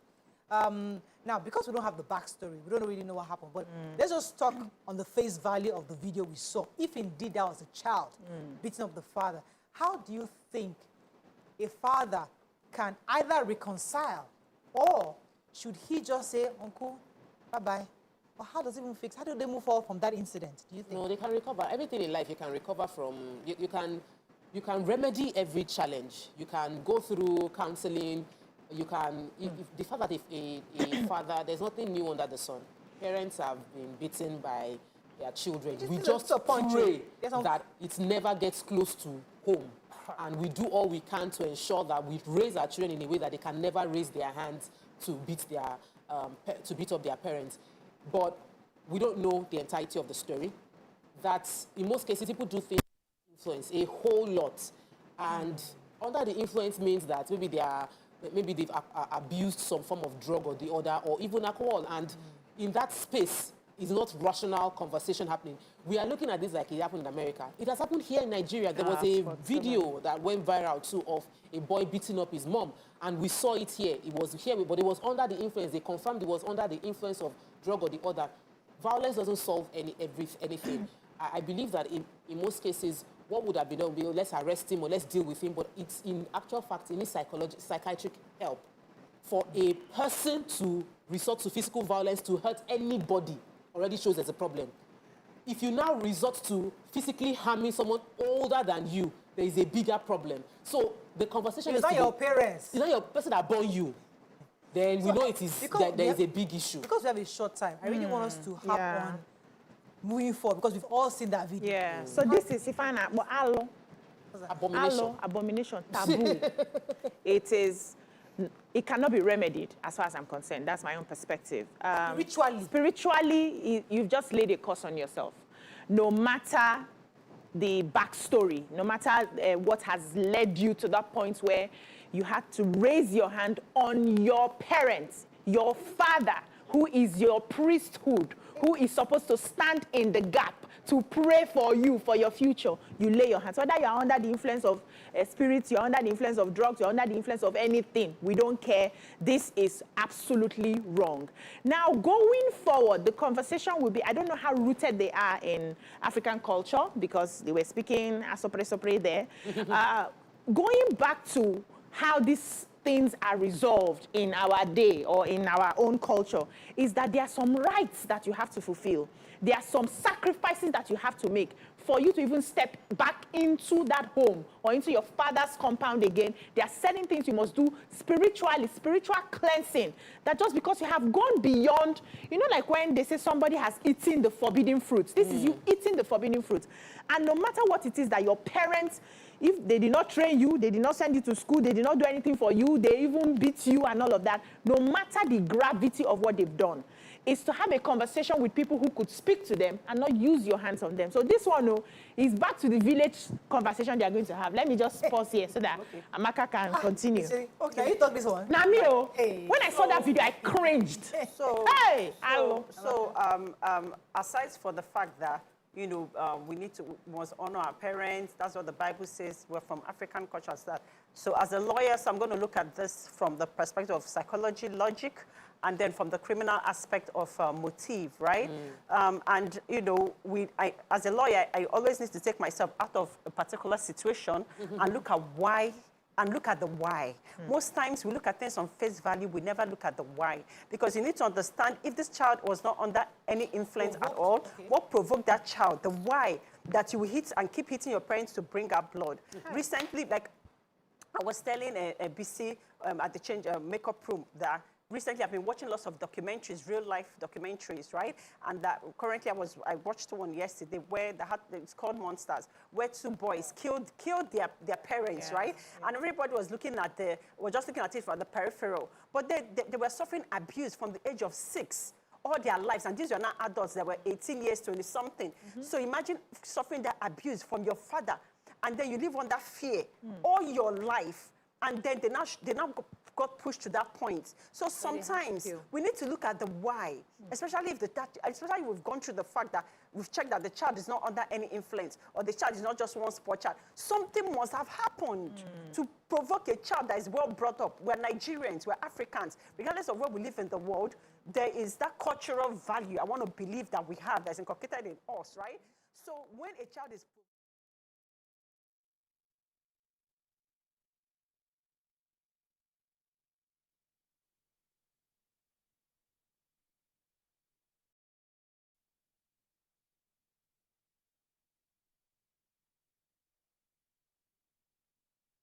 themselves in a bad group where they started hanging out with bad people and started smoking some things, and then they come home and they beat everybody that is available. In those cases, alo emego here, of course. That is the taboo that we're talking about. Now, if there's an underlying heavy cause behind what has happened, that's when by the time we now go to Omona, we now start investigating, and then we now start asking questions. So that's why you now limit the consequences and the sacrifices, because you now know that you have grieved. Even the scripture says, do not grieve your children. You have grieved the child to this point. But there are some badly behaved children, which we know, that once they cross over to that place, we have lost them. And you see parents tiptoeing around those children because we don't want the child to shout back at me. You don't want the child to say this. It could also be one of the reasons that this has happened. Unfortunately, we have to cut off this conversation. Oh, wow. Because our guest guest who we didn't have before is on. I'm told that he's around now, so we have to cut the conversation. But it's an interesting conversation to have, and we can continue it at a later date. But we have to go on a very short break and bring in our guest who is supposed to come and discuss what's going on in the Ministry of Steel. Good morning. Stay with us. We'll be right back.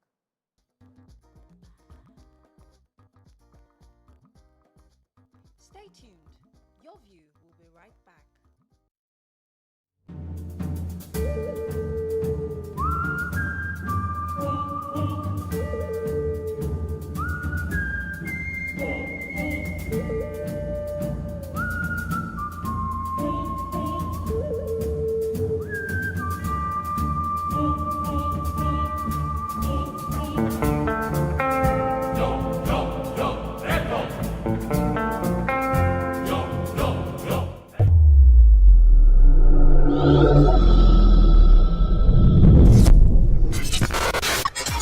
Do you think you can outplay me in this game of wits and knowledge?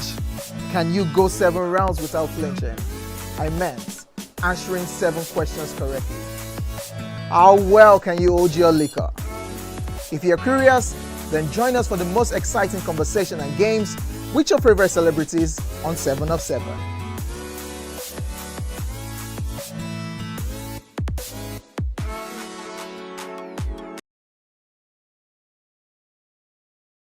Your style icon. Each week, join me as I transform from traditional chic to corporate sleek. Whether it's a birthday bash or a high-profile gala, you won't just see it. You'll feel like you're right there with me.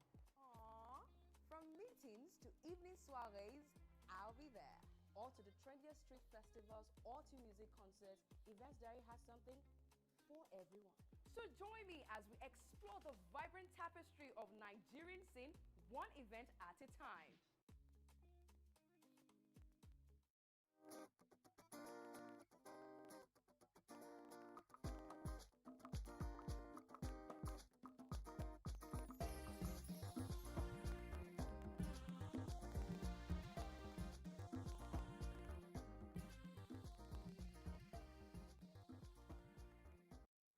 Thanks for staying with us. So the federal government signed an MOU, that's a memorandum of understanding, with the original builders of the Ajaokuta steel plant and the members of their consortium.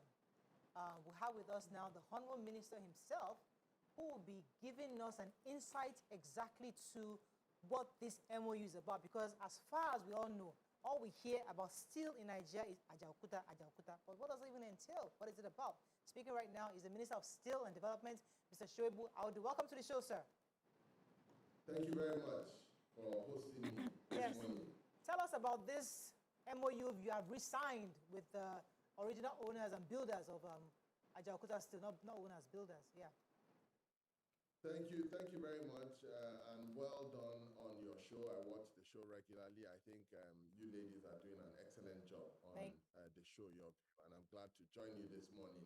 Thank you, sir. I think MOU that we signed a few days ago is a massive day for Nigeria, and this is what the Renewed Hope administration Renewed Hope government of President Bola Ahmed Tinubu, GCFR, is all about.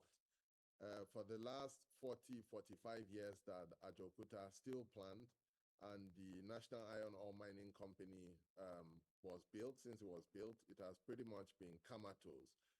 Several attempts were made in the past to try to revive Ajaokuta, but they all failed, unfortunately. This is the first time that the administration has shown political will in a very sincere manner to try to get the steel industry back on track. And Mr. President has taken a number of decisive steps, one of which is the creation of the Ministry of Steel Development in August 2023 with a clear mandate to do 2 things. One is to revive the entire steel industry, and 2 is to revive Ajaokuta as well as the mining company. What we've done by bringing back the original builder is a massive step for Nigeria and Nigerians. Basically, the original builders of the steel plant understand all the issues. They know where the dead bodies are buried, so to speak, or figuratively speaking. So it's easier to bring them on board to determine what all the issues are to enable us to resolve the problem very quickly and decisively. Mr. President is very happy with that direction. A number of things that we did at our recent trip. One was we got the Russian consortium to come into Nigeria. A 23-man team came in August to do a preliminary inspection of both Ajaokuta and Nyonko to take a good cursory look at the steel plants and the ore mines to make a determination what can be done very quickly in the near term, medium term, and long term, i.e. phase 1, phase 2, all the way to phase 4, which was the context of the MOU that was signed. Following which we traveled, I led a delegation of the Nigerian team, including my permanent secretary, the Nigerian ambassador to Russia, or the charged the affair to the Russian Federation. Nigeria to Russia Federation was with us on the trip, as well as senior members and executive of the Ministry of Steel Development. We met with a delegation, a Russian delegation led by the Deputy Minister of Trade and Industry, Mr. Alexei Gruzdev, and their commitment to helping us to revive the steel plant very quickly. Honorable Minister, we actually, because of time, I'd like you to, when people just hear MOU and feel like Nigerians, these people have come again, they've got to go and sign MOU. When should Nigerians be expecting the impact of this MOU? When do you foresee maybe we'll start having Ajaokuta up and running, we'll start having our homemade steel, and more jobs to come from all the adjoining companies affiliated with Ajaokuta?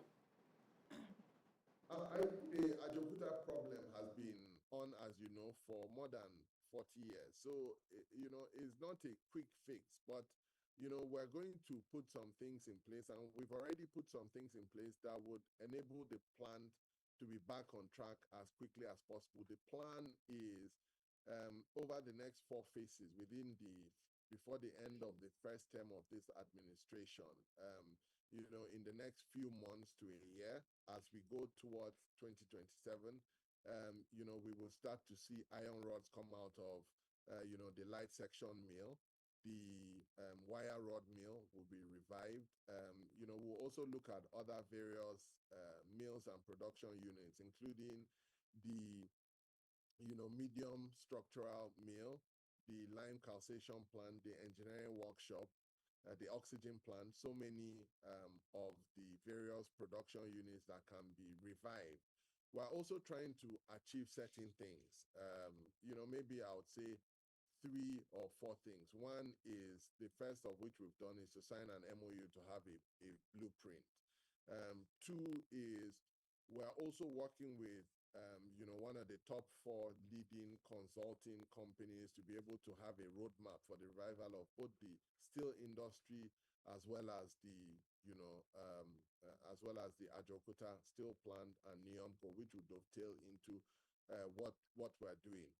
Thirdly, we're also having good conversations and advanced conversations with the Ministry of Defense to be able to do something similar to what we've done on Ajaokuta, to get an MOU in place to be able to build military hardwares and to set up a military industrial complex, subject to Mr. President's approval. Fourthly, is to also enact some regulations that would enable us to provide some rules and guidelines in the industry for both government players and private sector players, whether it's the Metallurgical Industry Bill or the Metallurgical Training Institute. We have to wrap up now. Unfortunately, a number of those measures. And the last thing I'll mention is that if you look at what we are doing with the industrial park, we want to set up an industrial park that will have a CNG park, compressed natural gas park, as well as a free trade zone. If you look at some of those companies that will come there, manufacturing companies, which could be in the hundreds, if you look at the ancillary job benefits, direct and indirect, together with Honorable Minister, we've run out of time. We've heard a lot of we hope to do, we have conversations, we are talking. Well, the MOU has they are been very signed now. futuristic, and I'm hoping that once it is finally cooked, we'll bring you back on the show to tell us, okay, we've created X amount of jobs, this industrial park is already functional, we've gotten this amount of people trained, XYZ, because Nigerians have heard of the MOU, as you have said earlier, so we'll be really happy to bring you back, but thank you very much for at least letting us know that Ajaokuta still is definitely going to be very back to life very soon, especially because with this new MOU sign. Thank you so much. Unfortunately, we've run out of time. We hope to have you back soon, sir. All right, that's all we can take on